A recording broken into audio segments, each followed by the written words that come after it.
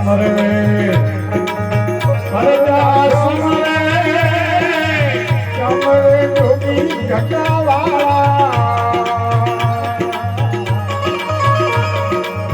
એ ભાઈ રાજા સમરે જોગી સમરે ભાઈ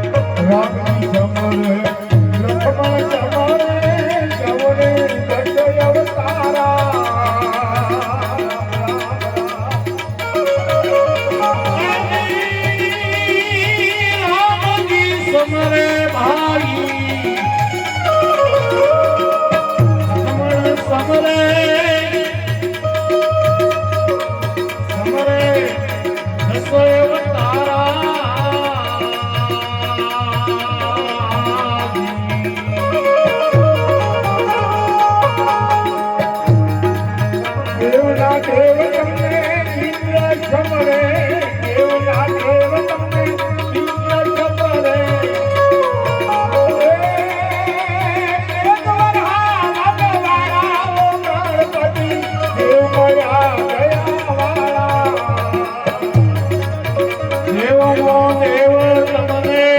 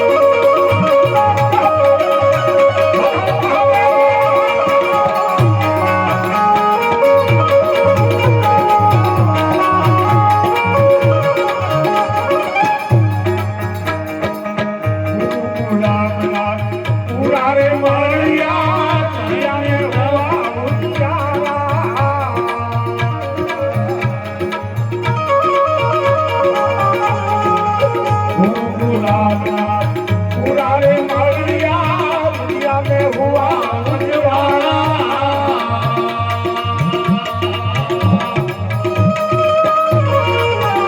स्वामीनाथ सतगुरु जी ना चरणे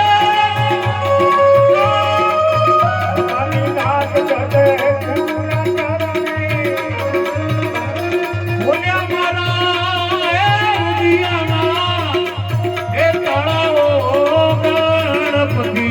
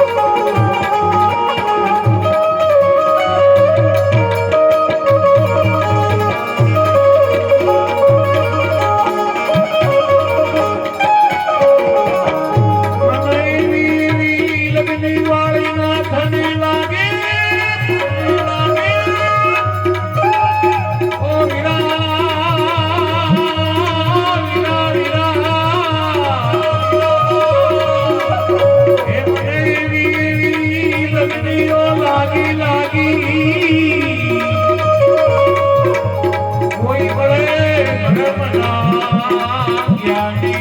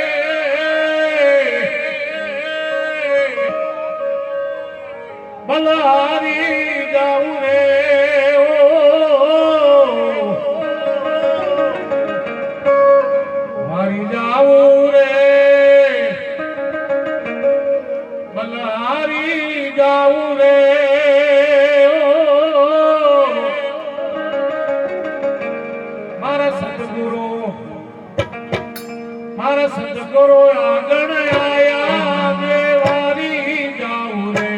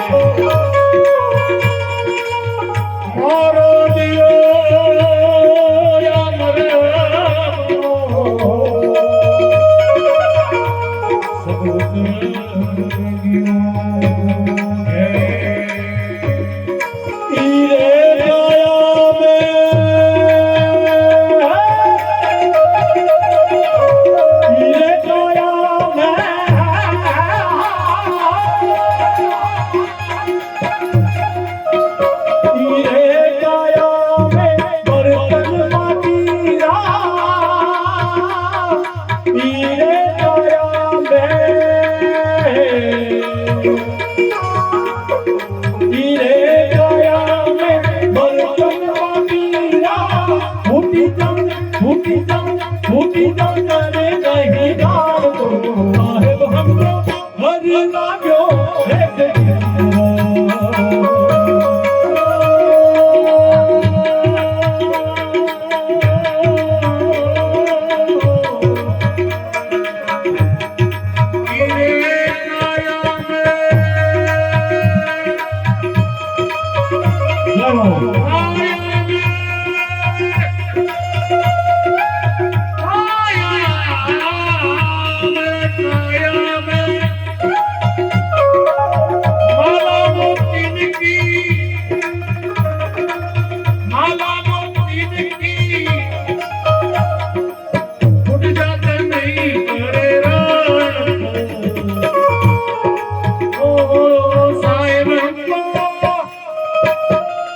साहेब हमको घर लाग्यो एक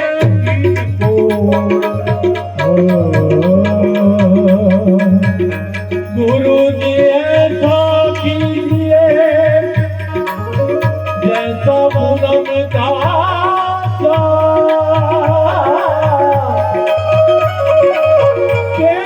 करे पर तपे नहीं वो तो जावे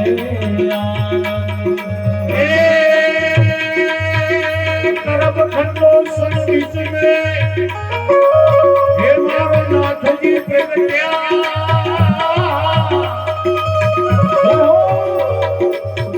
करब खंडो संगीत में वाणी नाथ दरबार प्रजा प्रगटे जगत करिया वाणी नाथ धाम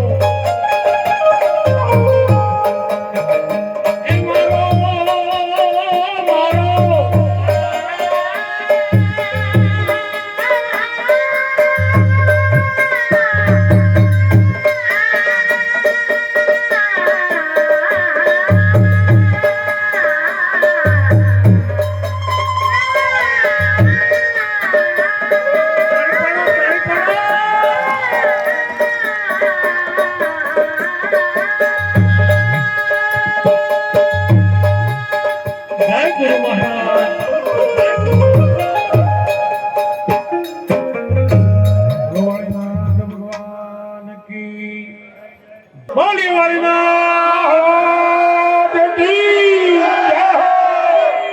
તો આજે શિવધામ વાળીનાથ મહાદેવના સાનિધ્યમાં આજે પૂનમ પર્વ ઉજવાઈ રહ્યો છે. રક્ષાબંધનનો દિવસ છે અને હવે જેની આપણે રાહ જોઈ રહ્યા એવા આપણા વાણીનાથ અખાડાના યુવાન સંત એવા પરમ પૂજ્ય મહંત શ્રી જયરામગીરી બાપુને આપણે સત્સંગમાં ભળવાનો છે. બધા ભળજો, શાંતિ રાખજો. તો પૂજ્ય બાપુ બસ બે બાબુ સત્સંગ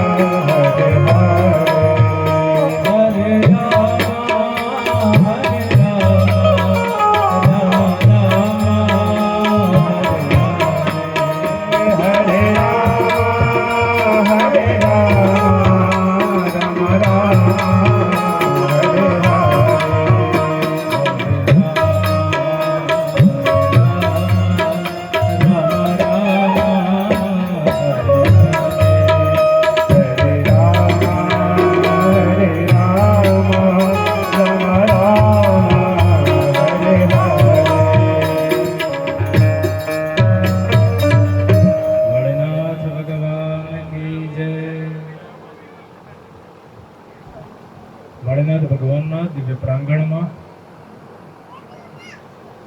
આજની આ પવિત્ર રાત્રિ શ્રાવણી જેમને આપણે કહીએ છીએ અને એમાં પણ આજનો આ પવિત્ર દિવસ સોમવાર શ્રાવણ માસની અંદર પૂર્ણિમા આ બધા જ સંયોગો એક દિવસમાં આપણને જોવા મળ્યા. આજે સવારથી જ આપણે બધાએ જોયું કે સવારથી કેટલા મોટા પ્રમાણમાં લોકો અહીંયા દર્શન કરવા માટે આવેલા હતા. આજનો આ માહોલ જોઈને એવું લાગ્યું કે જે રીતે ફરીથી ગુરુ પૂર્ણિમા આવી ગઈ હોય અને બધા લોકો ગુરુના દર્શન કરવા માટે આવતા હોય એવો સરસ મજાનો આખો માહોલ બની ગયો છે. હજારોની સંખ્યામાં સવારથી બધા લોકોએ દર્શન કર્યા, આરતીનો લાભ લીધો, સાથે સાથે ભોજન પ્રસાદનો પણ લાભ લીધો. અને જ્યારે આપણે આ શ્રાવણ માસમાં પવિત્ર માસમાં આપણે જ્યારે અહીંયા બધા રાત્રિના સમયમાં કહીએ છીએ ને કે જે રીતે આપણે કોઈ પણ પ્રાર્થના કરતા હોય, કોઈ ઉપાસના કરતા હોય, એમાં એવું કે તુર્ય સંધ્યા ચતુર્થ જ્યારે પ્રહર ચાલુ થાય ને એની અંદર જે પણ પૂજા કરેલું હોય ને એનું વિશેષ ફળ છે. અને આપણે તો ઈષ્ટ દેવતા માટે પરમાત્માના નામથી આપણે સ્મરણ કરીને આપણે જાગરણ કરી રહ્યા છીએ અને ખૂબ મોટો પવિત્ર આપણો આત્મા આનાથી જોડાઈને આપણે બધા ખૂબ સારી રીતે ધાર્મિક બની રહ્યા છીએ. આજે વાત કરવાની છે કે જ્યારે શ્રાવણ માસમાં તમે બધા જાણો છો શિવજીનો માસ આખા ગુજરાતમાં અલગ અલગ ઠેર ઠેર અલગ અલગ જગ્યાએ શ્રાવણ માસની અંદર લોકો દર્શન કરવા જઈ રહ્યા છે. એટલે શ્રાવણ માસનો મહિમા શું છે? આજે શ્રાવણ એટલે જેટલા બ્રાહ્મણો હોય, જેમને પણ જનોઈ સંસ્કાર કરાયેલા હોય, એ બ્રહ્મચારી હોય કે પછી બ્રાહ્મણ હોય, ક્ષત્રિય હોય, વૈશ્ય હોય, આ બધા જેમને પણ જનોઈ સંસ્કાર કરાયા છે, એ બધા આજે શ્રાવણીનો કાર્યક્રમ કરતા હોય છે. આજે નવીન જનોઈ ધારણ કરતા હોય છે અને પૂજન અર્ચન કરતા હોય છે. આજે વ્રતનો પણ ખૂબ મહિમા બતાવવામાં આવેલો છે. આ દિવ્ય પવિત્ર શ્રાવણ માસની અંદર તમે બધા જાણો છો, આપણે શિવજીની ઉપાસના કરતા હોય છે. એમાં એક મહિમ્ન સ્તોત્ર કરીને એક ખૂબ સરસ મજાનું ગાયન પુષ્પદંતજીએ ગાવેલું છે. અને પુષ્પદંતજીની એ કથાનો આપણે જ્યારે સાંભળ્યું છે કે કેટલો બધો મહિમા છે આ બિલ્વપત્રનો. ત્રિદલમ ત્રિગુણાકારમ ત્રિનેત્રમ ચ ત્રિધાયુધમ ત્રિજન્મ પાપ સંહારમ એક બિલ્વમ શિવાર્પણમ. આટલો બધો મહિમા બિલ્વપત્રનો શાસ્ત્રમાં બતાવેલો છે કે એક બિલ્વપત્રથી કેટલા ત્રિજન્મ પાપ સંહાર, ત્રણેય જન્મોના જે આપણે પાપ કર્યા ને, એક બિલ્વપત્ર ભગવાન શિવજી પર ચડાવવાથી આપણા બધા જ પાપ નષ્ટ થઈ જાય છે.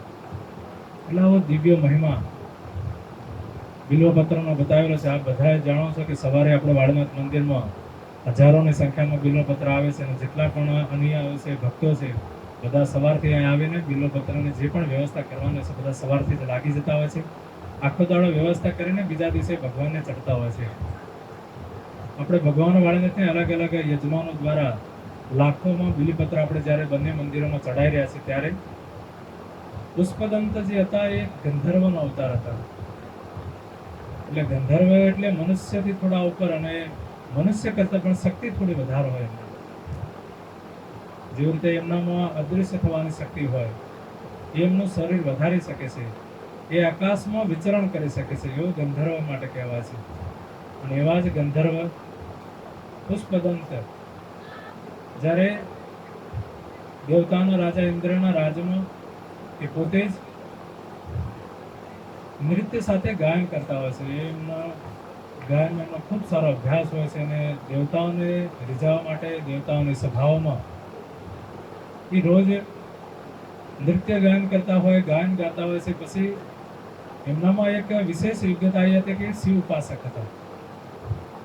એમને ભગવાન શિવમાં ખૂબ રુચિ હતી. ભગવાન શિવના દર્શનમાં, ભગવાન શિવના અર્ચનમાં અલગ અલગ જગ્યાએથી જઈને પુષ્પો લાવીને, બિલ્વપત્ર લાવીને રોજ પૂજન અર્ચન કરતા. એક દિવસ એમને મનમાં એવો વિચાર આવ્યો કે મારે જઈને આ પૃથ્વી પર વિચરણ કરવું છે, પૃથ્વી પર જોવું છે. એટલે પૃથ્વી પર જ્યારે વિચરણ કરતા હોય છે, એ તો અદૃશ્ય થઈને વિચરણ કરતા હોય છે, ત્યારે એમને જોયું કે પૃથ્વીનો રાજા જ્યારે ચિત્રરથ એક રાજા એક રાજ્યમાં રાજ કરતો હોય છે અને ચિત્રરથ એ જગ્યા એમને જોયું કે બહુ સરસ મજાના બગીચાઓ બનાવેલા છે. અલગ અલગ જગ્યાએ અલગ અલગ બગીચાઓ બનાવેલા છે. અલગ અલગ જગ્યાએ ભગવાનને પુષ્પ અર્પણ કરવા માટે અલગ અલગ પ્રકારના નાના પ્રકારના જેટલા પણ પુષ્પો હતા બધા ત્યાં વાવેલા હતા અને એ પુષ્પોથી ભગવાનની ઉપાસના કરતા હોય છે. આવી દિવ્ય નગરી જોઈને પુષ્પદંતજીને થયું કે આ સરસ મજાની નગરી છે. એ ફૂલો જોઈને પોતાને રોકી ના શક્યા. એમને એવી ઈચ્છા થવા મળી કે આ પુષ્પ હું ચૂંટીને ભગવાનને અર્પણ કરું. એમના અંદર ભાવ એ જ હતો કે હું ભગવાનને અર્પણ કરું, ભગવાનની પૂજા કરું. પણ એ કોકના અધિકારમાં પુષ્પો હતા, કોઈની જગ્યાના પુષ્પો હતા. એટલે એમને એકવાર એવી રીતે ગયા નગરમાં જાય છે એટલે એમનો વિચાર આવે છે. નગરમાં જઈને એ પુષ્પો એમને રીતે ચૂંટીને ભગવાનને અર્પણ કરવા જતા હોય છે અને ભગવાનને અર્પણ પણ કરી દે છે. જ્યારે ચિત્રરથ રાજા એ પોતે પણ શિવ ભક્ત હતા, એ પણ ભગવાન શિવની ઉપાસના માટે જ પુષ્પો વાયેલા હતા. એટલે એમને પણ જઈને જ્યારે પુષ્પો જોયા હતા, એમાં પુષ્પો ઓછા હતા. એમને મન થોડું બગાડીને, મન થોડું મોટું રાખીને એ દિવસે એમને પૂજા અર્ચન કરી દીધું કે અમારા જે પહેરેદાર હશે એમનાથી થોડી ત્રુટિ થઈ હશે, એમનાથી થોડો આળસ થઈ છે, પ્રમાદ થયો છે, એના લીધે પુષ્પો કોઈ લઈ ગયું હશે. જ્યારે એમને વારંવાર 1 દિવસ, 2 દિવસ, 3 દિવસ પુષ્પદંત આવી રીતે જ્યારે રોજ રોજ પુષ્પ લઈ જવા માંડ્યા, ત્યારે પહેરેદારો પર ગુસ્સે થઈને એમને વાત કરી કે જે પણ આ પુષ્પો પડ્યા, પત્ર પડ્યા છે, પત્તા પડ્યા છે બિલ્વના, એ બધા જ જેટલા આપણો બગીચા છે એને કોરે મોરે રાખી દેવાના અને કોઈ પણ વ્યક્તિ અંદર પ્રવેશ કરશે તેના અવાજથી તમને ખબર પડી જશે કે કોઈ પુષ્પ લેવા આવ્યું છે. જ્યારે બીજા દિવસે પુષ્પો લેવા જવા માટે જ્યારે પુષ્પદંતજી જઈ રહ્યા છે ત્યારે એમને ભાન નહોતું, એટલે એમનો પગ જે છે એ બિલ્વપત્ર પર આવી જાય છે અને બિલ્વપત્રનો એમને દોષ લાગી જાય છે. બિલ્વપત્ર એટલે બીલીપત્ર, અને બીલીપત્રનો એમને દોષ લાગી જાય છે. અને જ્યારે ભગવાન શિવને ખબર પડે છે કે આ મારા બિલ્વપત્ર પર પગ રાખી દીધો છે, એટલે ભગવાન શિવજી એમના પર ક્રોધ થાય છે. એ મનુષ્ય ભૂલ કરે તો કરી શકે છે, કેમ કે એની બુદ્ધિ એટલી હોય છે, પણ જ્યારે ગંધર્વ છે એની ભૂલ છે એ ક્ષમા યોગ્ય નથી. એ ક્ષમા પ્રાર્થના માગે તો પણ યોગ્ય નથી, કેમ કે એ ગંધર્વ છે, એના અંદર તાકાત છે અને એ આવી ભૂલ ના કરી શકે. અને જ્યારે બીજા દિવસે જ્યારે પુષ્પદંત ત્યાં પુષ્પ ચૂંટવા માટે આવે છે ત્યારે જોવે છે કે જ્યારે પુષ્પ ચૂંટી રહ્યા છે ત્યારે પહેરેદારો એમને બંદી બનાવેલા છે, કેમ કે એમની શક્તિ જતી રહે છે. જે અદૃશ્ય થવાની શક્તિ હતી એ શક્તિ જતી રહી, જે આકાશમાં વિચરણ કરવાની શક્તિ હતી એ પણ જતી રહી. અને રાજાએ પછી એમને રાજ દરબારમાં બોલાવીને એનો દંડ ફટકારીને એમને જેલમાં પૂરી દીધા. અને ત્યારે પુષ્પદંત એક સ્તોત્રની રચના કરે છે, અને સ્તોત્રની અંદર પહેલા મંત્ર મહિમ્ન પારંતે પરમ વિદુષો યજ્ઞ સદૃશી. આ જ્યારે પહેલો મંત્ર જ્યારે આખો ભગવાન શિવને અર્પણ કરીને પ્રાર્થના કરે છે, ભગવાન શિવ એ મંત્ર સાંભળીને ખૂબ ખુશ થઈ જાય છે. એટલે ભગવાન શિવને પાછા આશીર્વાદ આપે છે, એમને જે ભૂલ થયેલી હતી એમને ક્ષમા ગણે છે. અને રાજાને પણ આ જઈને આ મંત્ર સંભળાવે છે, રાજા પણ ખૂબ ખુશ થાય, કેમ કે શિવ ભક્ત હતા.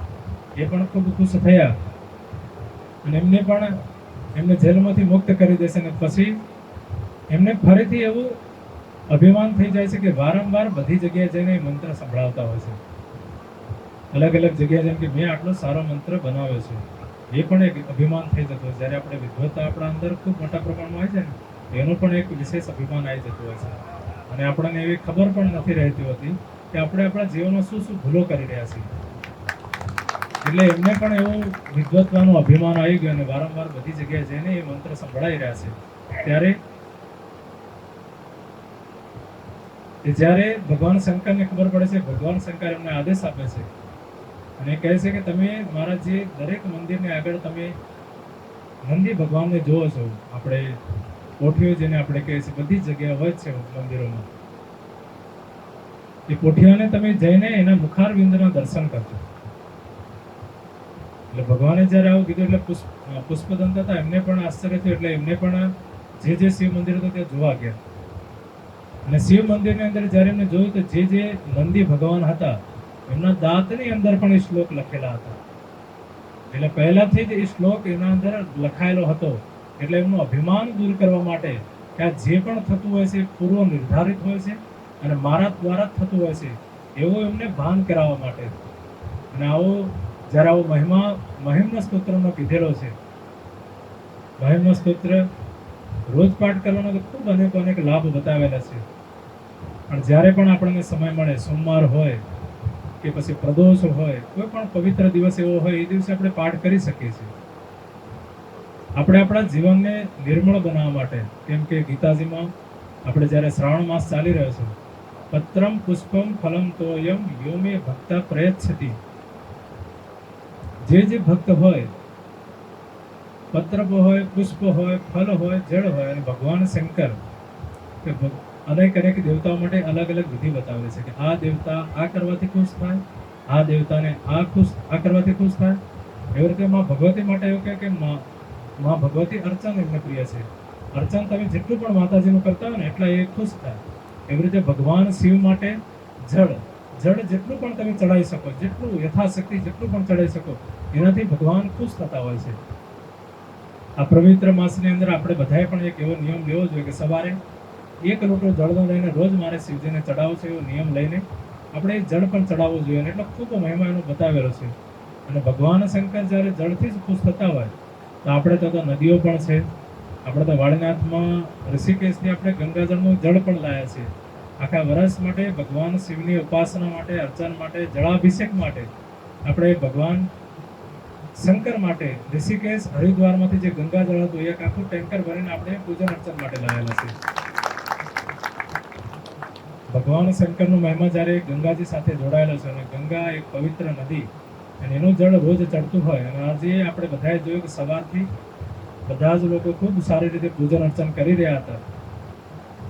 આજનો આપણે આ ક્રમ જોયો કે સવારે બધા કોઈ હોય છે લઘુરુદ્રનો પાઠ કરાવી રહ્યા છે, કોઈ છે અતિરુદ્રનો પણ કરાવવાના છે, મહારુદ્ર પણ કરાવી રહ્યા છે, નમક ચમકનો પણ પાઠ કરાવી રહ્યા છે. આ બધા અલગ અલગ સ્ટેપ બતાવેલા છે, એટલે અલગ અલગ પૂજનો અલગ અલગ સમય પર આપણે કરતા હોઈએ છીએ. જ્યારે પૂજનની વાત કરવામાં આવે કે રુદ્રાષ્ટાધ્યાયનો સંપૂર્ણ આપણે પાઠ 16 જ્યારે પૂજન કરતા હોય ને કે 16 ઉપચારથી ભગવાનને આપણે અર્ચન કરતા હોય છે અને જળ ચડાવતા હોય છે અને એમાં પણ આખો રુદ્રનો પાઠથી આપણે અર્ચન કરતા હોય છે.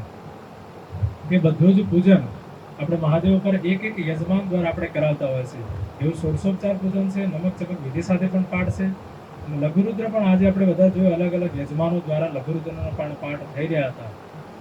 આજે આપણે જમણવાર માટે પણ જોયું કે શ્રાવણ માસ માટે આપણે એવી વ્યવસ્થા કરેલી હતી.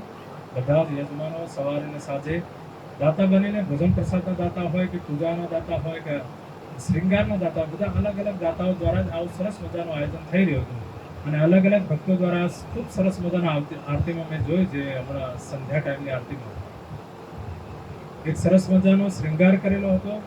સાથે ને સાથે પેલા ડમરૂ સાથે કોઈ યજમાન એ પણ લાવીને આવેલા હતા. ડમરૂ સાથે આખી આરતીનો જે માહોલ આપણે જોયું એવું લાગતું કે જ્યારે આપણે કેદારનાથમાં ઉભા હોય, કેદારનાથની બહાર આપણે જે મહિમા આખો જોતા હોય ને એવો સરસ મજાનો મહિમા આજે આપણે વાળનાથ મંદિરમાં જોયો.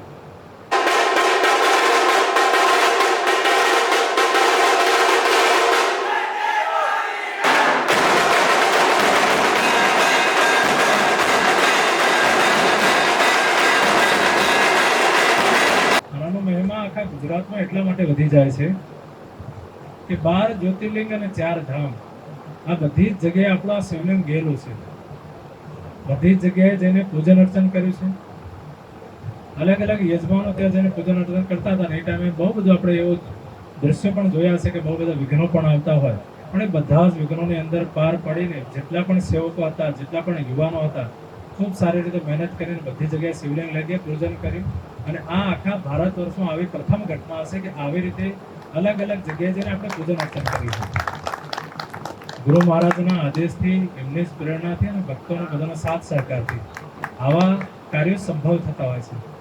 કેમ કે આપણે જ્યારે અત્યારે આધુનિક સમયમાં પણ વિચારીએ આટલા મોટા પ્રમાણમાં આટલું મોટું શિવલિંગ લઈને આપણે અલગ અલગ જગ્યાએ જ્યારે જતા હોય અને બધી જ જગ્યાએ ખૂબ સારી રીતે પૂજન થાય, બધા ખૂબ સારી રીતે સપોર્ટ આપે અને એવા જે દિવ્ય જ્યોતિર્લિંગો છે ત્યાં લોકો માટે રોજ 5 મિનિટનો પણ સમય હોતો નથી. કેમ કે એટલી બધી ભીડ હોય છે કે લોકો માટે સમય રાખી નથી શકતા નથી. આપણે ત્યાં જઈને 1-1 કલાકના પૂજન કરતા તો પણ બધા લોકો સાથ સહકાર આપતા હતા. આ સરસ મજાનો માહોલ જે બન્યો હતો એ માહોલ ત્યારે જ બનતો હોય છે જ્યારે ગુરુ મહારાજની કૃપા હોય, ઈશ્વરની કૃપા હોય. ઐશ્વર્યસ્ય સમગ્રસ્ય ધર્મસ્ય યશસ્ય. આવો મહિમા ભગવાન કોને કહેવાય એના માટે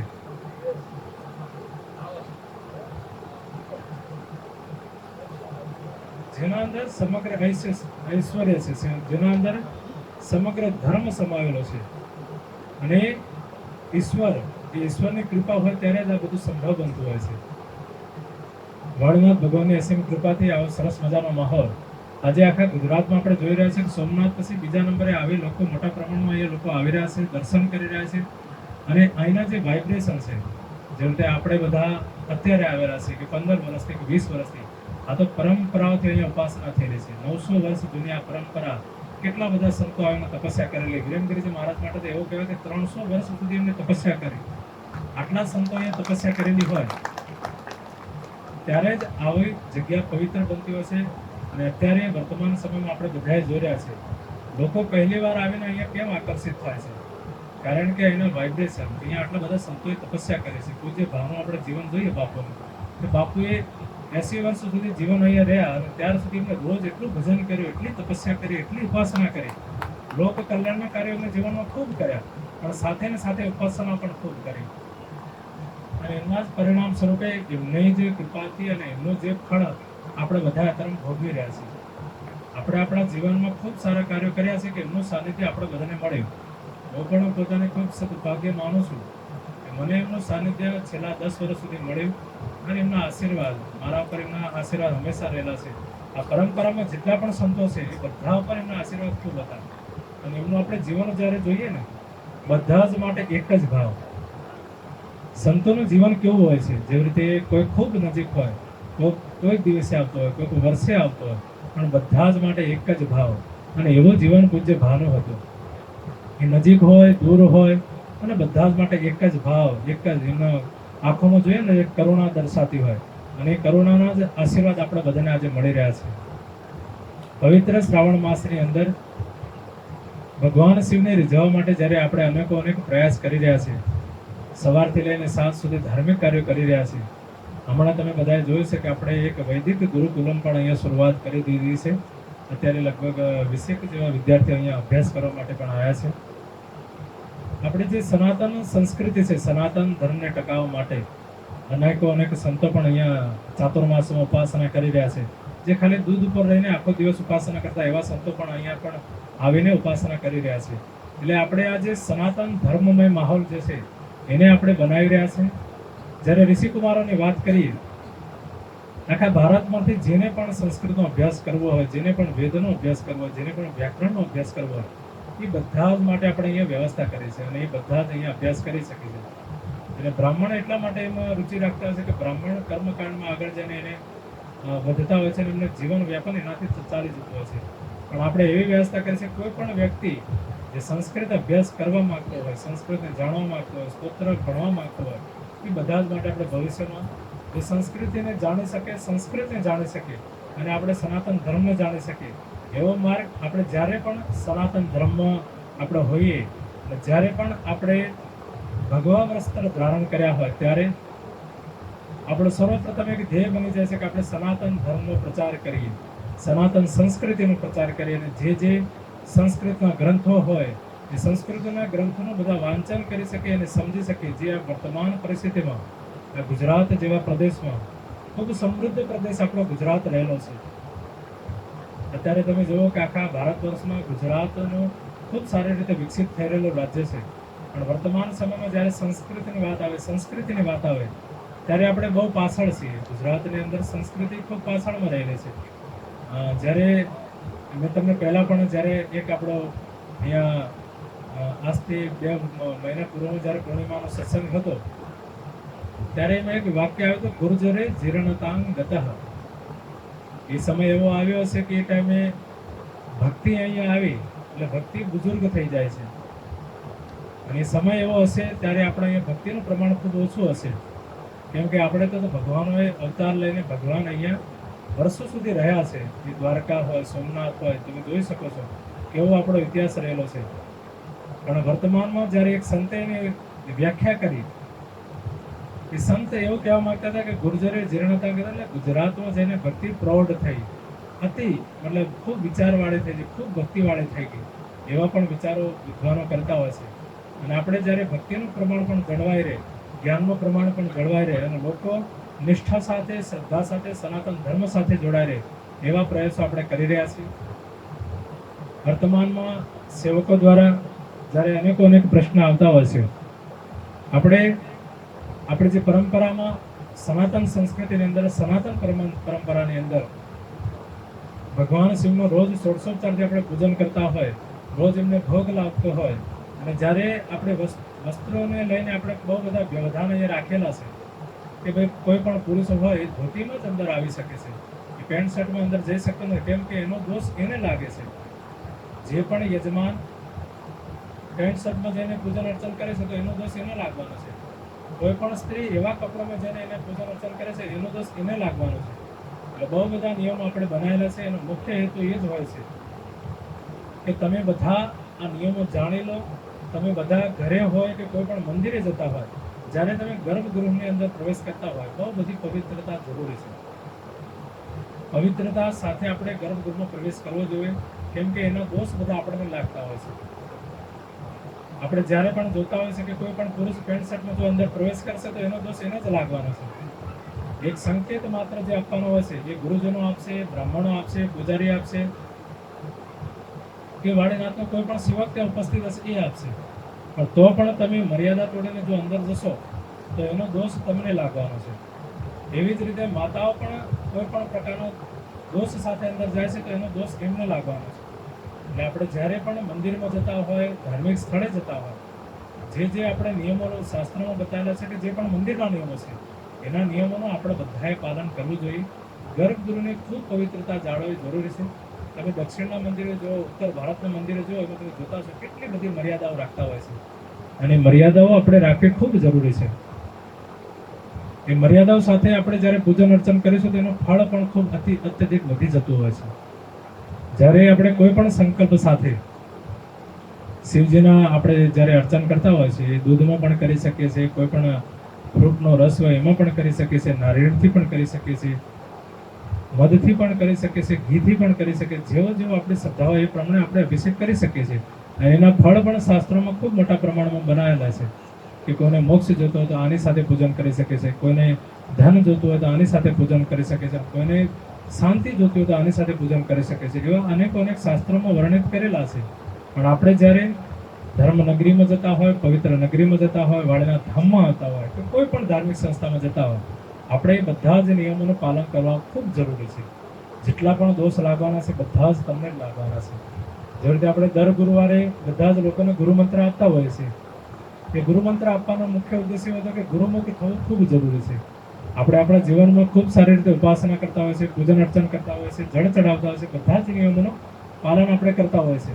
પણ જ્યારે આપણે દીક્ષિત થઈએ છીએ, આપણે કોઈ પણ ગુરુથી આપણે એ મંત્ર લેતા હોય છે, કેમ કે મંત્ર હોય છે સંસ્કૃતનો મંત્ર હોય છે, અને સંસ્કૃત એક એવી વસ્તુ છે કે જે આપણા મનને પવિત્ર કરનારું છે, આપણા મુખારવિંદને પવિત્ર કરનારું છે, આપણા જે મુખમાંથી જે શબ્દો નીકળે છે એને પણ પવિત્ર કરનારું છે. અને જ્યારે પણ યોગ્ય ગુરુથી આપણે દીક્ષા લેતા હોઈએ છીએ ત્યારે એ પણ ખૂબ ધ્યાન રાખવું જરૂરી છે કે જે પણ વ્યવસ્થા એમને બતાવવામાં આવે કે આ રીતે પાઠ કરવાનો, આ રીતે જપ કરવાનો, કે જે નિયમો એમને બતાવવામાં આવે બધા જ નિયમોનું આપણે પાલન કરવાનું હોય ત્યારે જ આપણે ગુરુમંત્ર લઈ શકીએ છીએ. ગુરુમંત્ર લેવા માટે કોઈ પણ પ્રકારની ઉંમરનું નિર્ધારણ નથી હોતું. પણ જ્યારે આપણે પરિપક્વ થઈ જઈએ, આપણને લાગે કે હું જીવનમાં રોજ આની ઉપાસના કરી શકું છું, રોજ આપણે જીવનમાં થોડી ઉપાસના કરતા હોય છે, થોડું રોજ જળ ચડાવતા હોય કે કોઈ મંત્ર જપ કરતા હોય કે માતાજીને દર્શન કરીને પ્રાર્થના કરતા હોય, આ બધા જ નિયમોનું જ્યારે આપણે પાલન કરતા હોઈએ છીએ ત્યારે આપણા માટે એ શ્રેયસ્કર થઈ જાય છે કે આપણે કોઈ યોગ્ય ગુરુ પાસે જઈને, કેમ કે શાસ્ત્રમાં એવો નિયમ પણ આવેલો છે કે તદ વિજ્ઞાનાર્થમ સગુરુમેવા વિગત છે સંવિત પાણેમ શ્રોત્રિયમ બ્રહ્મનિષ્ઠમ. કોઈ પણ આપણે ગુરુ પાસે જઈએ, કોઈ પણ આપણે જેને પણ આપણે ગુરુ માનતા હોય, ગ્રસ્ત ગુરુ પણ હોઈ શકે છે, પણ સંન્યાસ ગુરુ એટલા માટે આપણે રાખતા હોય છે કે સંન્યાસ પરંપરા જે પરંપરાથી ચાલે તે આવી છે કે નારાયણમ પદ્મભવમ વસિષ્ઠમ, ભગવાન નારાયણથી આ પરંપરા ચાલતી આવે છે, ભગવાન વિષ્ણુથી. એ પરંપરા અસ્મદાચાર્ય પર્યંત, એટલે આપણા સુધી જે ગુરુ આવે એ પરંપરાથી જ આપણે બધાને જ્ઞાન મળે છે કે આ આપણો સનાતન ધર્મ છે, આ આપણો ઉપાસના કરવાનું સ્થળ છે, આવી રીતે આપણે ઉપાસના કરવી છે. એ જે નિયમો બતાવેલા છે એ બધા જ નિયમો એવી રીતે બતાવેલા છે કે એને આપણે પાલન કરવાનું છે. એટલે જ્યારે પણ આપણે ધાર્મિક સ્થળોમાં જતા હોય, પવિત્ર નગરીમાં જતા હોય, આ બધા જ નિયમોનું પાલન કરીશું. વાળીનાથ મંદિરની અંદર જ્યારે આપણે દર્શન કરવા માટે આવીએ ત્યારે એ ખૂબ જરૂરી છે કે આપણું મન ખૂબ પવિત્ર હોવું જોઈએ. જેટલા પણ દુર્વિચારો છે, જેટલા પણ મનમાં આપણને એવા વિચારો આવતા હોય બધા જ બહાર મૂકીને કે આપણે મનને ખૂબ મજબૂત કરીને જ અંદર પ્રવેશ કરવો જોઈએ. આ એક ધર્મની નગરી છે, અહીંયા ધર્મનો પ્રવેશ છે, એટલે આપણે એની મર્યાદા પણ જળવાઈ રહે એવી રીતે આપણે કાર્ય કરવાના છે. આપણે એની મર્યાદા સાથે આપણે આગળ વધવાનું છે.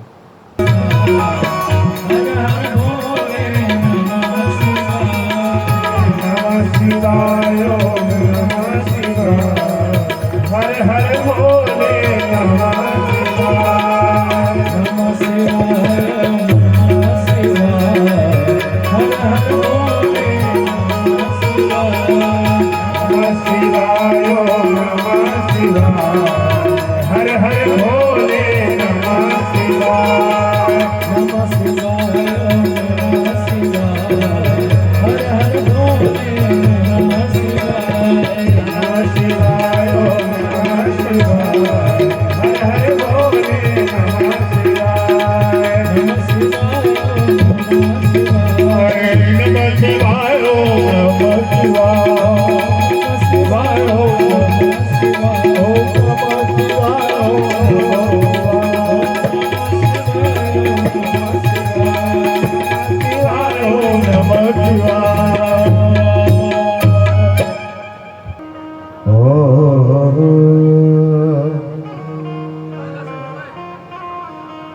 गुरुर्ब्रह्मा गुरुर्विष्णु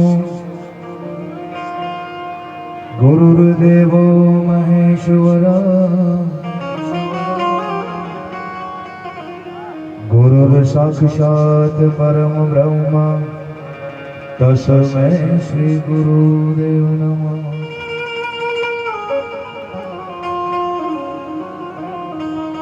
या देवी सर्वभूतेषु शक्तिरूपेण संस्थिता नमस्तस्यै मा नमस्तस्यै नमस्तस्यै नमो नमः।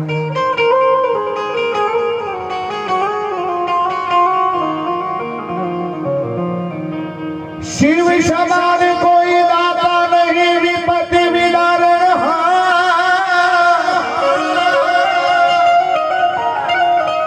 अब नदिया मोरी राखियों शिव नंदी के अश्वा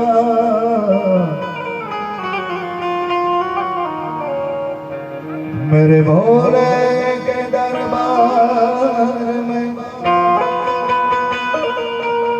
बिगड़ी हुई याद आती है मेरे धड़प वाले बाबा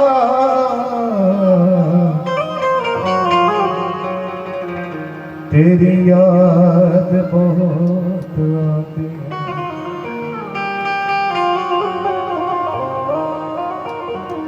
કારણ કે ભજન છે સાહેબ, ગુરુએ કીધું કે ભજન જ ગાવા છે સાહેબ।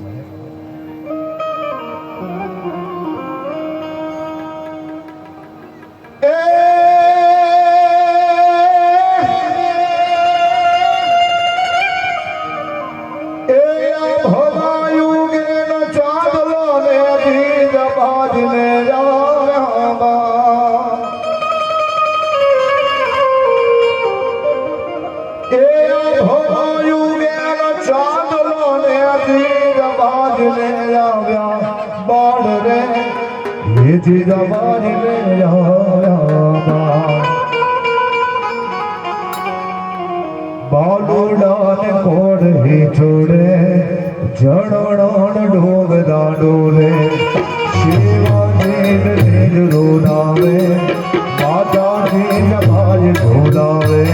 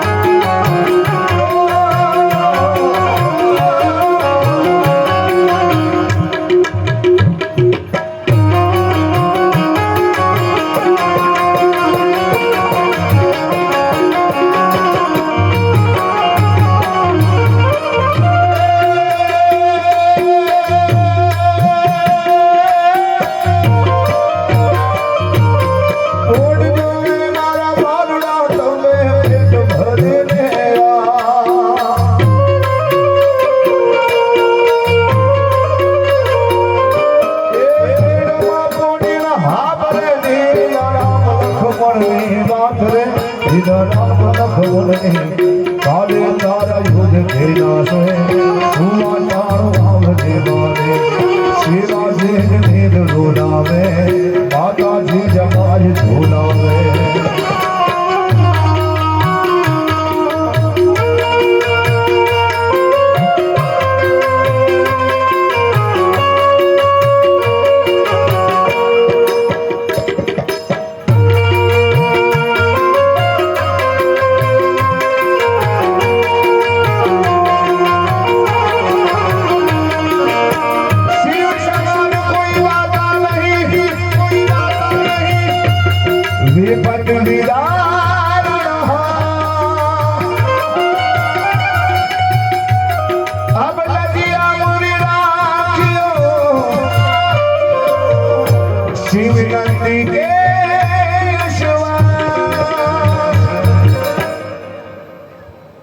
અને સોમવાર હતો બાબુ, એ 3 મહિના સોમવાર ને ભોળાનાથને યાદ કરીને ગાવું છે.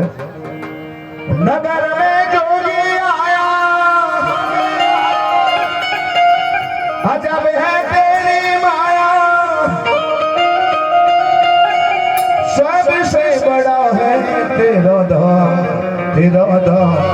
भोलेनाथ भोलेनाथ भोलेनाथ, वारीनाथ वारीनाथ वारीनाथ. रमता जोगी आया, अजब है तेरी माया, ओ सबसे बड़ा है तेरा धाम, तेरा धाम. भोलेनाथ भोलेनाथ भोलेनाथ भोलेनाथ भोलेनाथ भोलेनाथ.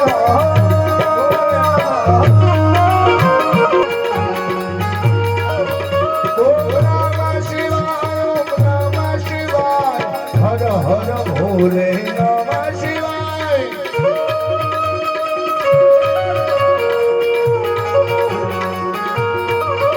ओम गंगाधरा शिव गंगाधरा, हर हर भोले नमः शिवाय.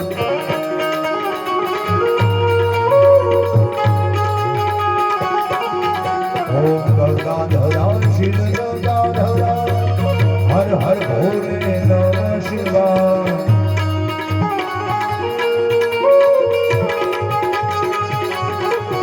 ओम नमः शिवाय, ओम नमः शिवाय, हर हर भोले नमः शिवाय.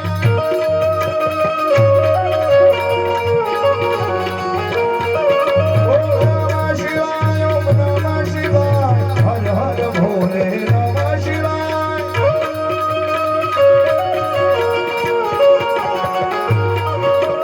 हर हर भोले नमः शिवाय,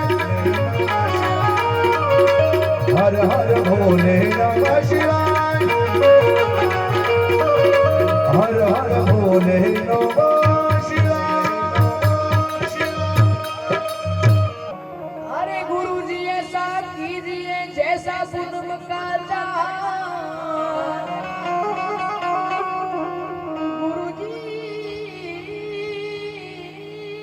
गुरु जी ऐसा कीजिए जैसा पूनम का चाँद। जो तेज करे सो पे नहीं, बेउपजावे आनंद। अरे गुरु जी ऐसा कीजिए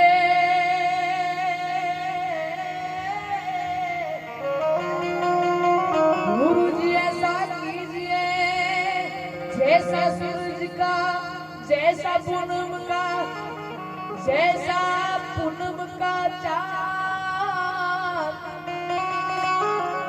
जो तेज करे सो तपे नहीं, वे उपजावे आनंदो।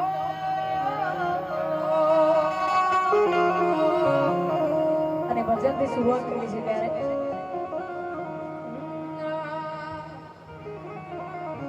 આવેલ મન કો સુધાર